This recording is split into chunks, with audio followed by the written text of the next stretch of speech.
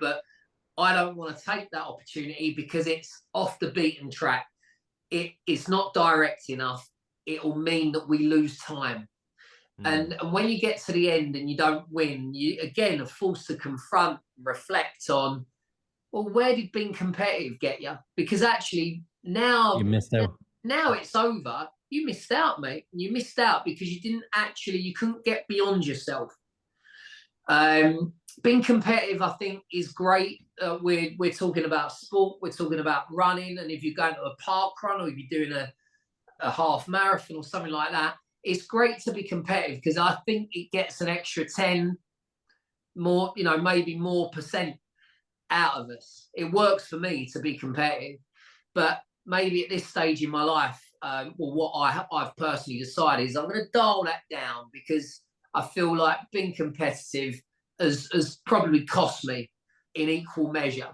So it's just interesting to kind of see how that works. And also, when I mentioned interviewing managers, sometimes, I feel like I rush through my questions a little bit, and I'm always reflecting on it. And actually, it's a good sort of personal practice to kind of, even when you think something went really well or you think you're really good at something, to just kind of have a little look and say, well, actually, where can I improve on it? But it's hard to watch back the interview that you weren't happy with because it's uncomfortable. It's like, oh, why did I do that? Why did I ask it? Or why wasn't I clearer with exactly what it was that I needed to talk to this person about in this particular situation? So yeah, look, a little bit of personal reflection is always good, to accept our flaws and to kind of to work on them honestly, to be able to offer them up. It makes you more accessible as a human being, right? We don't want people coming on this podcast that are like, I've cracked it.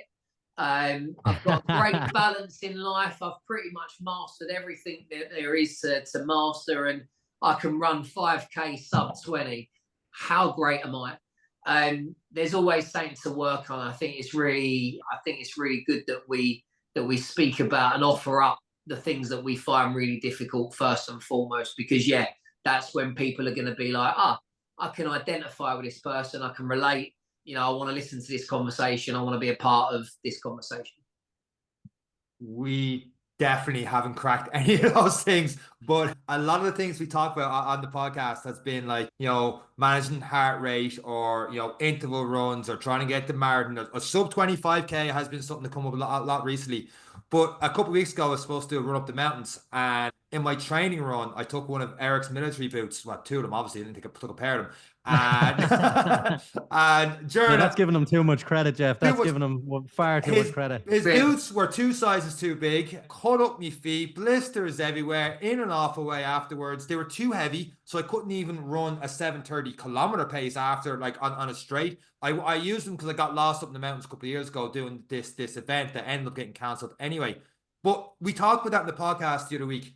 Not once did we mention looking after our feet and what we could do for that. What we did mention was whether it was a good idea to wear waterproof socks for the race or not. And he bashed me for a good 5 minutes in that. We won't talk about that. My feelings got hurt. But you have gotten into this thing called SOS, Save Our Souls, destigmatizing looking at your feet. And this is 248 episodes. I don't think we've dedicated more than 2 minutes on actually looking after your feet. Once we had a yoga instructor talking about rolling the balls of our feet while watching Netflix, and we're like, oh, that's brilliant. We did it once, felt great.